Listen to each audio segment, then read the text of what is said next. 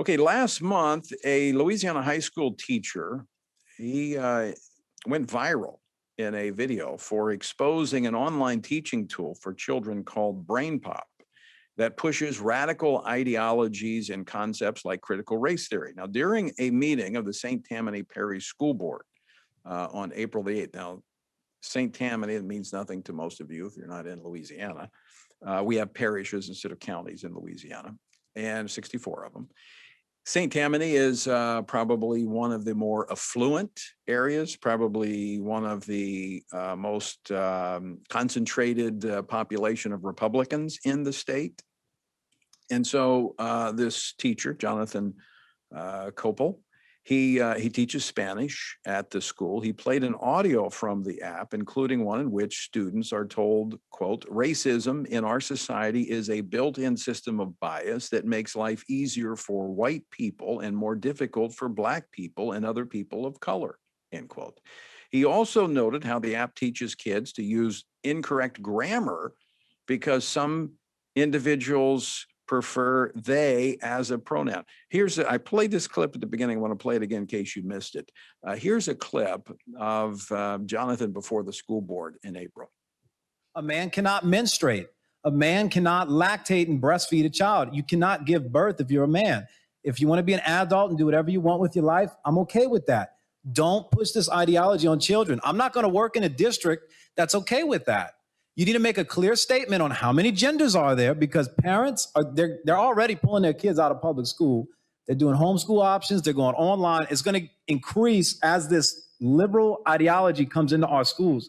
This isn't a political indoctrination camp, okay? It's public education. We want to teach education, not left-wing ideas that aren't backed up by facts or science. With me now to talk about this radical indoctrination of America's children and what can be done about it is Jonathan Koeppel. Jonathan, welcome to the program. Hey, good to see you again. Long time no see. Yeah, good to see you as well. All right, Jonathan, let me just start with, what's this Brainpop? Tell us about this this program, this app.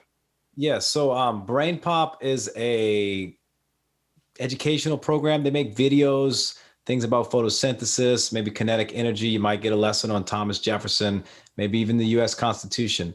So some of their content is good. However, Brainpop is a company, and that company has their own set of beliefs, and they make videos that promote left-wing ideas, such as the critical race theory, this idea that there are an infinite amount of genders, and they promote, through their platform, they promote these videos to children, and that's not okay. Now, Jonathan, you're a Spanish teacher, and obviously, pronouns mean a lot in Spanish, but yes. The whole issue, what prompted you to go to a school board meeting? I mean, after all, you've been teaching for, I think, 3 years, and that's pretty bold to step into a school board meeting and confront this issue that is politically charged. Yeah, so I have been hearing about this stuff happening in California, New York, all over the place. I didn't realize it was happening in my own backyard. When I found out that the kids in my community were being exposed to this, what I call wokeism, woke curriculum, woke education, I said, somebody needs to expose it. Somebody needs to let the public know what's going on. And I just happened to be the guy to do it. I stepped up. I said, I'm not gonna be silent on this. This stuff is disgusting. It's dividing kids against each other. It's dividing classrooms, and it's not good. It's really bad stuff. So that's kind of it. Now, as I mentioned, I don't know if you heard me at the beginning, I talked about St. Tammany Parish. It's a very affluent Republican area of the state of Louisiana. Most people probably wouldn't think this was happening there. No, there's a lot. Education leans more towards the left. A lot of things that happen in education, very left leaning. So if you're going to find some crazy stuff happen, in the first place you need to look is in education. And I think nobody was really looking for it. And then the people that knew about it, or the people that have been exposed to it, because ever since this video's gone out, I've gotten messages from parents and kids alike. I don't respond to the kids, it's like an ethics thing. But I've gotten messages from all kinds of people on social media platforms about leftist indoctrination happening in classrooms in my parish and all over the state of Louisiana. So this is it's an issue. Let's talk, Jonathan, about that response. First, I want to start with the school board and the response that you received from the school board. Yeah. I didn't really get any response from them immediately. They're not allowed to make a comment in the moment. It's a law. They're not allowed to respond to people giving public comment. At first, it was pretty silent. I did hear that an elementary school in our parish has gotten rid of Brainpop. I don't know if all the elementary schools are going to do it, but one in particular, I believe it was the Beta Elementary. They sent out an email canceling Brainpop. A private school got rid of Brainpop. And the one thing that I found odd was a few weeks after the meeting I attended, after the video went viral and a lot of attention was brought to St. Tammany Parish, some of the school board members actually brought forth a motion to get rid of the public's opportunity to openly address the board, to basically do what I did. They wanted to cancel that. That to me, that was, I think, the response.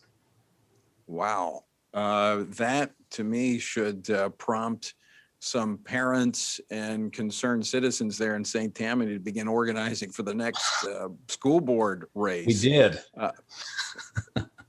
It did? Yeah, and we showed up and we opposed it. We opposed the heck out of it.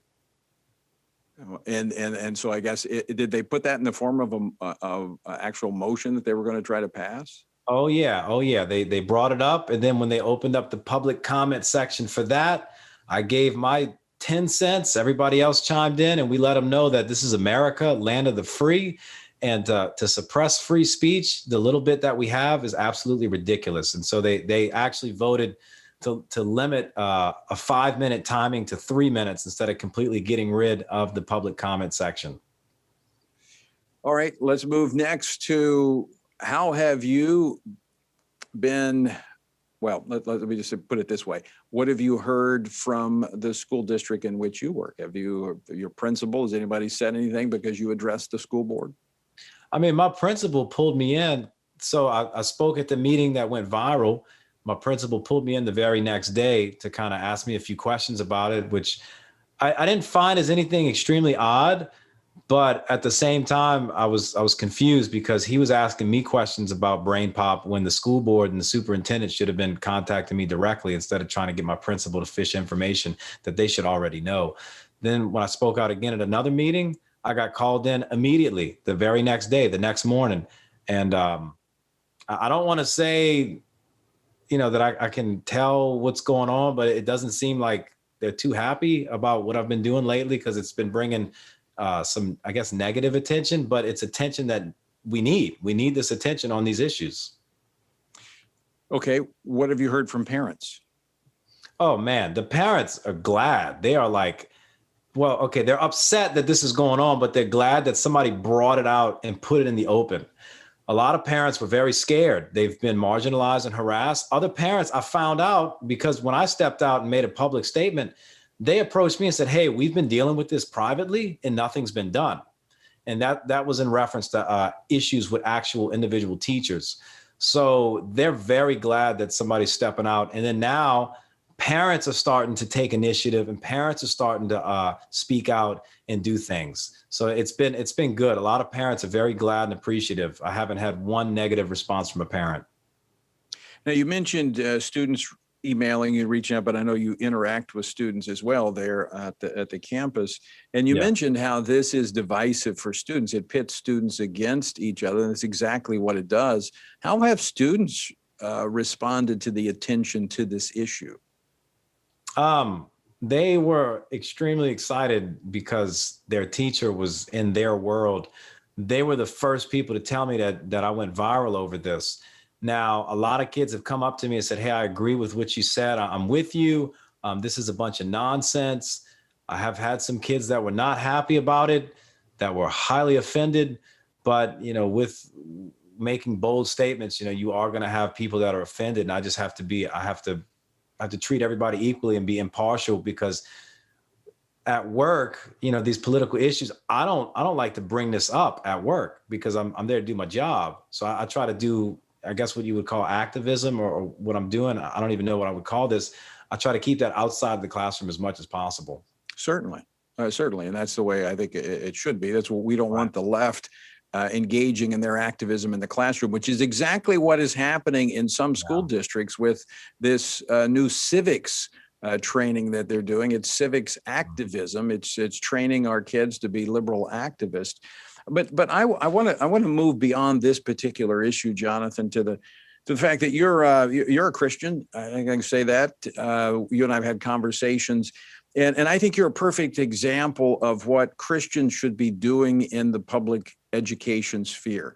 I believe Christians should pursue teaching and go into the classroom, not to proselytize, but to be a light in the darkness. And when you see those things that are not right, be able to, as you have within your rights as a citizen of the state of Louisiana, to speak out about them.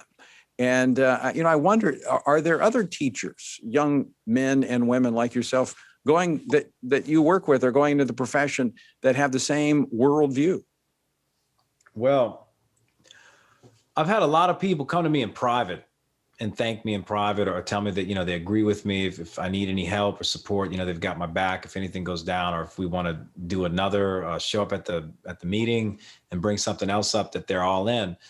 I feel that a lot of people do share my views, and a lot of people do share what I would call conservative views or Judeo-Christian values, but they're scared to death. They are literally scared, and they are paralyzed by fear because they're concerned about losing their jobs, losing their family, losing their friends over making these statements.